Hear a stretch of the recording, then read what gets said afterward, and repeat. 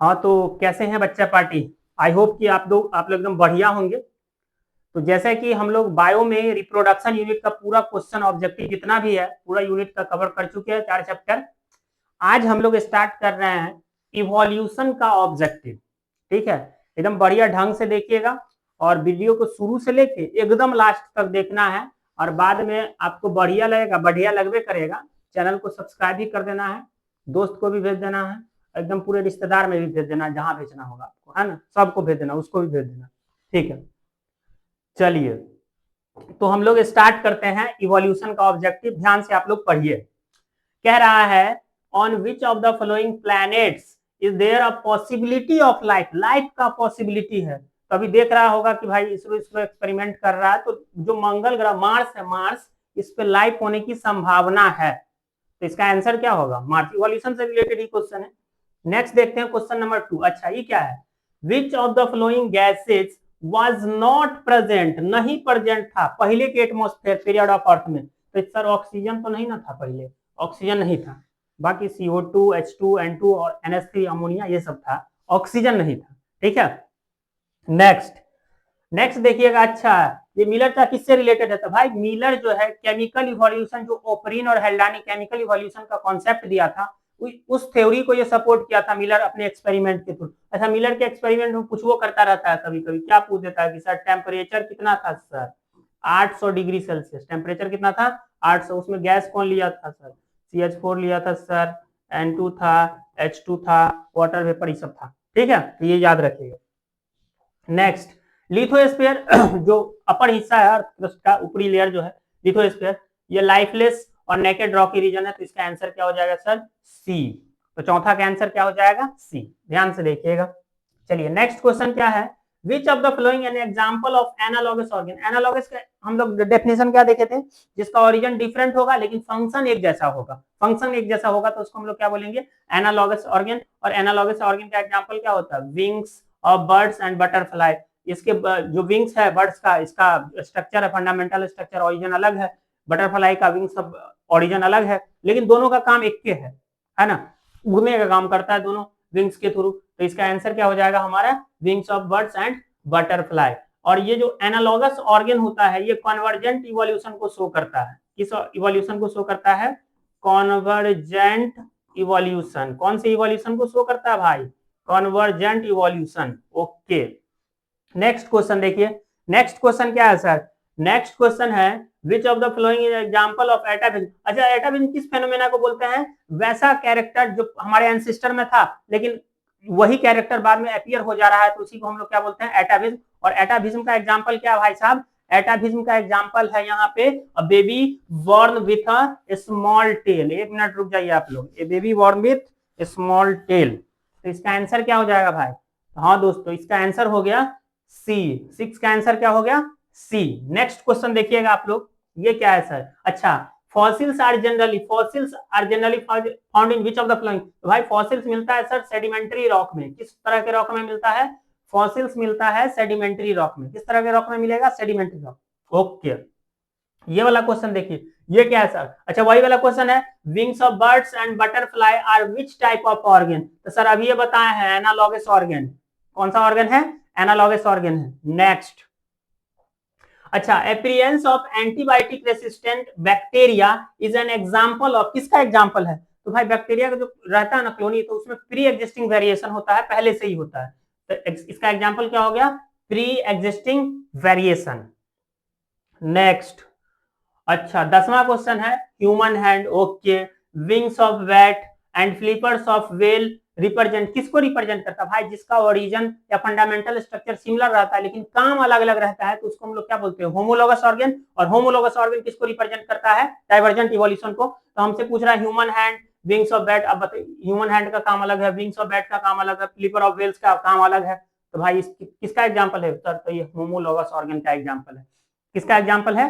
Homologous organ का। Next देखिए ध्यान से। अच्छा, ये क्या है? एनालॉगस स्ट्रक्चर आज रिजल्ट ऑफ। भाई एनालॉगस स्ट्रक्चर में काम एक जैसा होता है तो उसमें इवोल्यूशन एक तरह हो जाता है, तो उसको हम लोग क्या बोलते हैं? Convergent evolution. तो analogous structure as a result of convergent evolution. तो 11 का आंसर क्या हो जाएगा? बी हो जाएगा। ओके, नेक्स्ट देखिए आप लोग। Palaeontological evidence is based. भाई पैलियोंटोलॉजिकल एविडेंस में हम लोग किसके बारे में बात करते हैं? फॉसिल्स के बारे में। फॉसिल्स के स्टडी को हम लोग पढ़े हुए ना, फॉसिल्स के स्टडी को हम लोग क्या बोलते हैं? पैलियोंटोलॉजी। हम लोग फॉसिल्स के बारे में देखते हैं पैलियोंटोलॉजिकल एविडेंस में। तो 12 का आंसर क्या हो जाएगा? सी। नेक्स्ट क्वेश्चन है 13। What do analogous structure show? Analogous structure किस तरह के इवोल्यूशन को शो करता है? तो अभी बताया सर, कॉन्वर्जेंट इवोल्यूशन को। किसको शो करता है? कॉन्वर्जेंट इवोल्यूशन को। ध्यान से देखिए। अच्छा ये सर क्या है? बिना क्या है? तो ये है कनेक्टिंग लिंक। ये सर क्या है? Connecting link. Connecting link between, connecting link between, between किसके किसके किसके बीच का है? Reptiles, reptiles and mammals. अगर ये भी पूछेगा कि किसके किसके बीच का कनेक्टिंग लिंक है, अगर ऑब्जेक्टिव में ये पूछ दिया किसके बीच का कनेक्टिंग लिंक है, तो ये आपको याद रखना है क्या, कि कनेक्टिंग लिंक है बिना किसके बीच का?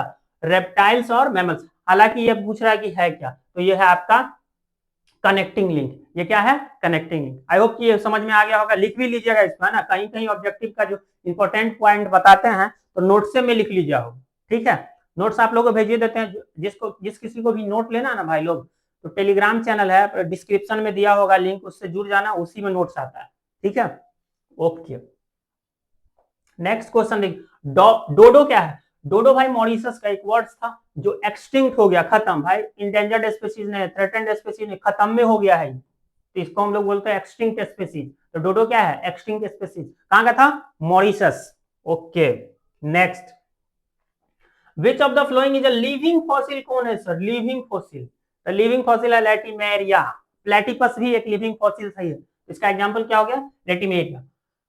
Next question 17। अच्छा ये क्या है? Convergent evolution is, convergent evolution is demonstrated by which of the following. कह रहा है कि कॉन्वर्जेंट इवोल्यूशन का एग्जांपल क्या है? बैक्टीरिया एंड प्रोटोजोआ नहीं भाई, रैट एंड डॉग नहीं है एग्जांपल। ये है स्टारफिश। भाई स्टारफिश क्या होता है सर? स्टारफिश है आपको इकाइनोडर्माटा, काइनोडर्माटा।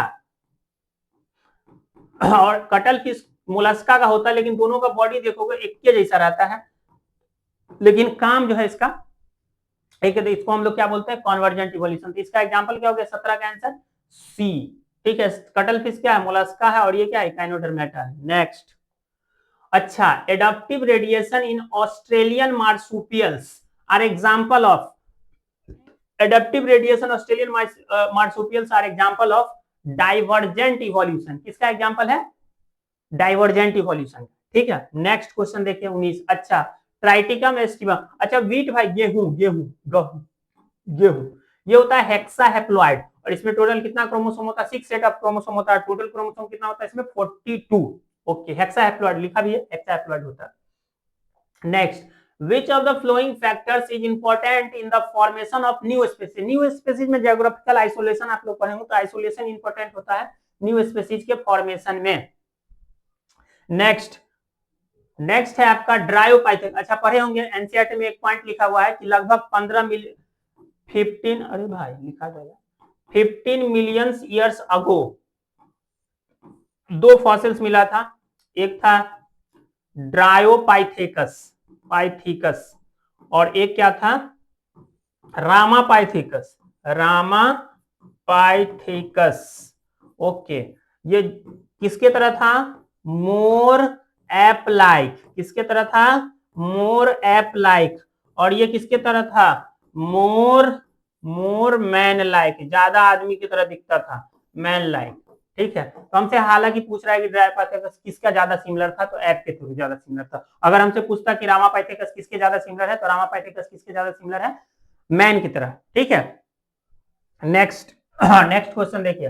अच्छा, age of evolution is measured by, age of evolution of man is measured by, carbon dating का यूज करते हैं हम लोग, और रेडियो एक्टिव, दोनों बात सेम है। ठीक है, हालांकि दोनों ऑप्शन में दी गई तो दोनों हो जाए।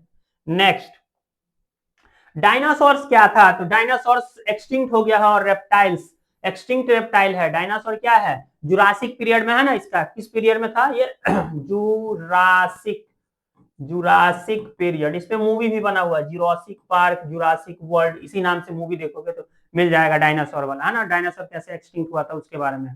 ठीक है, क्योंकि इसका ओरिजिन कब हुआ था? जुरासिक पीरियड में। Next, Cenozoic era is known as, ये जो समय अंतराल है ये है, age of mammals and modern flora. तो 24 का आंसर क्या हो जाएगा आपका ए। नेक्स्ट क्वेश्चन है कि क्रैनियल कैपेसिटी ऑफ, अच्छा जावा मैन को हम लोग क्या बोलते हैं, होमो इरेक्टस, क्या बोलते हैं, होमो इरेक्टस, और इसका ब्रेन कैपेसिटी था 900 सीसी, है ना, इसका ब्रेन कैपेसिटी कितना था 900 सीसी।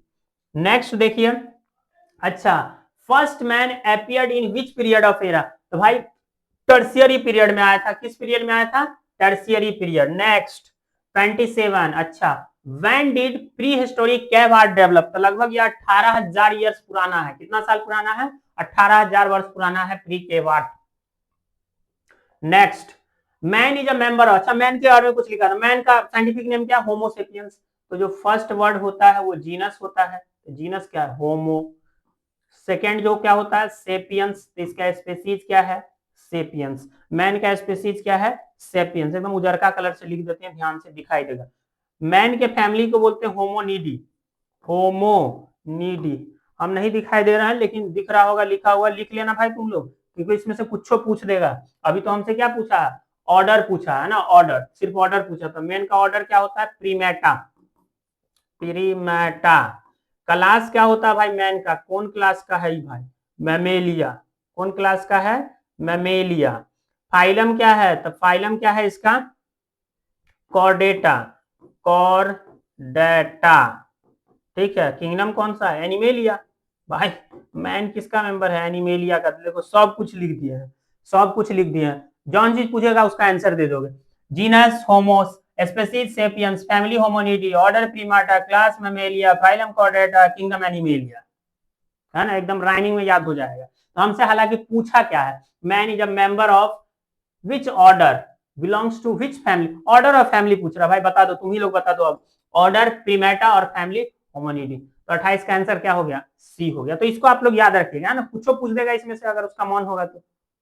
नेक्स्ट, लैग फैग ना हो रहा दोस्त, ना हो रहा, अच्छा विच of the following is a significant trend in human evolution, human का जो इवोल्यूशन हुआ था उसमें सबसे सिग्निफिकेंट ट्रेंड क्या था, तो भाई अपराइट पोस्चर, कि इंसान सही से खड़ा हो पाया और दोनों आंख से सही से देख पाए, बाइनोक्लियर विजन, और धीरे धीरे उसका क्रैनियल कैपेसिटी बढ़ गया, यही तो है ह्यूमन इवोल्यूशन का ट्रेंड। इसका आंसर क्या होगा sir, D, all of these.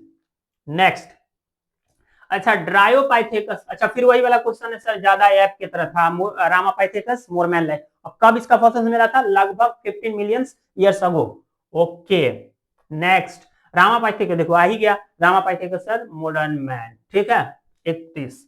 Next question है, साउथर्न ऐप ऑस्ट्रेलोपाइथेकस को बोला जाता है, साउथर्न ऐप किसको बोला जाता है, Australopithecus. Okay, next, the first tool making man was, जो फर्स्ट टूल मेकिंग मैन था वो क्या था, Homo erectus, first tool making man कौन था, होमो इरेक्टस। हालांकि कहीं कहीं इसके बारे में मतलब होमो हेबिलिस को भी लिख देता है, लेकिन जनरली होमो इरेक्टस ही होता है।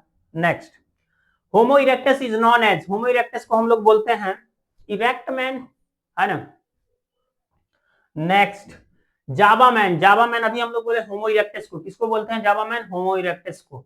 नेक्स्ट, पेकिंग मैन भी बोलते हैं हम लोग किसको, होमो इरेक्टस का ही नाम है जावा मैन या packing man.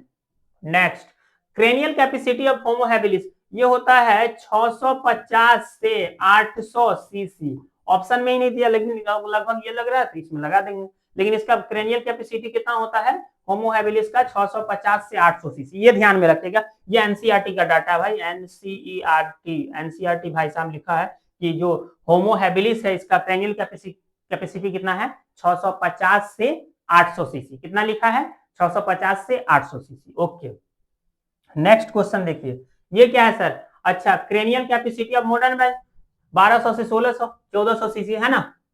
Next, Neanderthal man lived about, तो भाई नियंडरथल मैन जो था ना वो 40,000 से 1 लाख, है ना, कितना 1 lakh,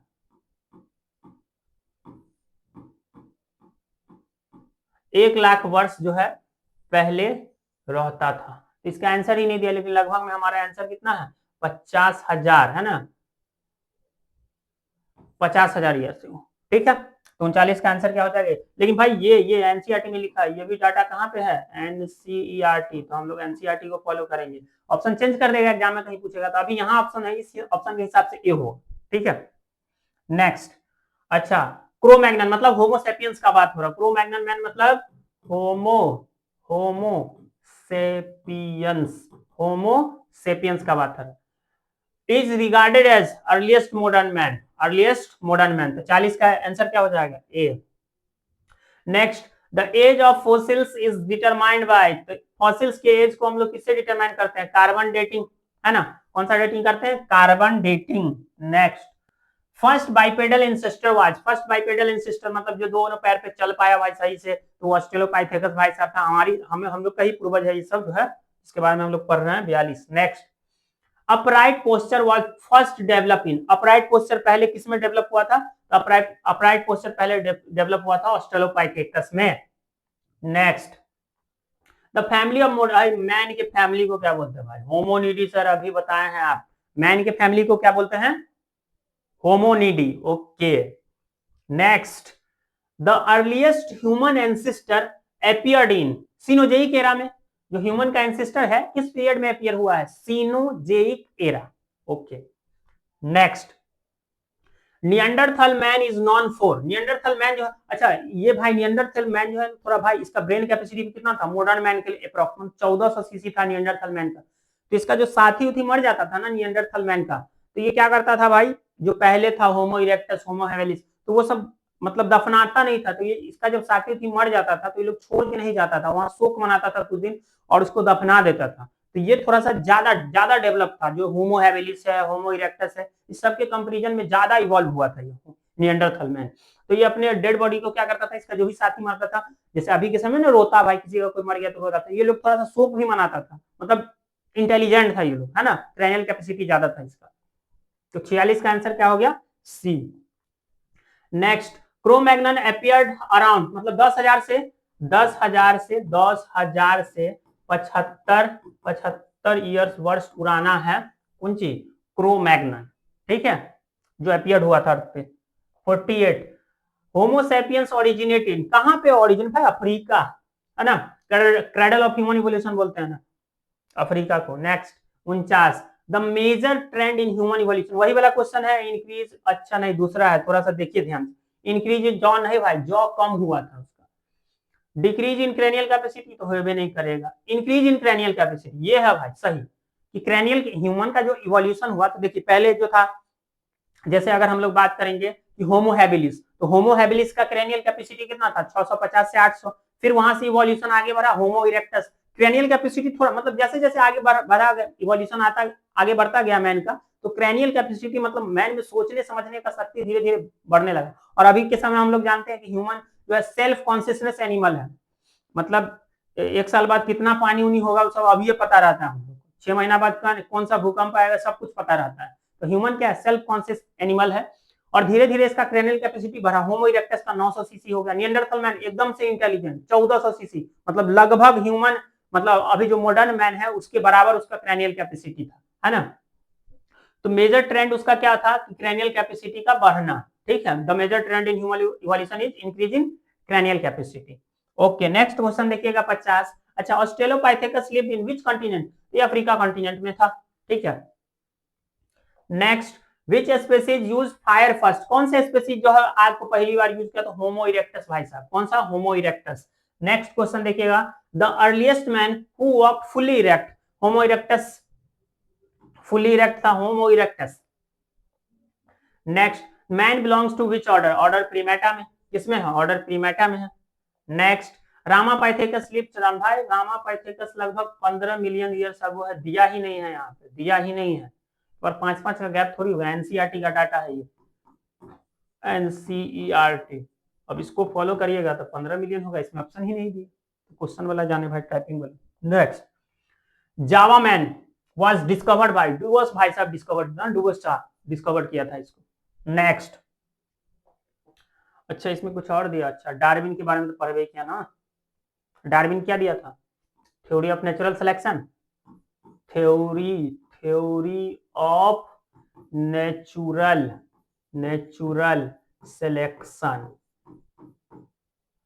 selection, theory of natural selection. Mendel, father of genetics, भाई साहब इसको मरने के बाद आदमी को पता हुआ ये फादर ऑफ जेनेटिक्स है।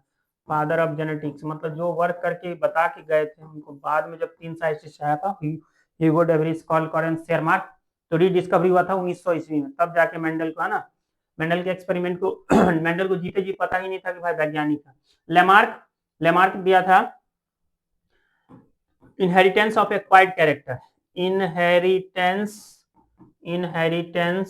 Of acquired character, use and disuse theory है ये Lamarck, inheritance of acquired character. तो इस सब को भी कभी कभी ऑप्शन में भी कुछ इंपॉर्टेंट रहता है, उसको भी याद कर लीजिएगा आप लोग।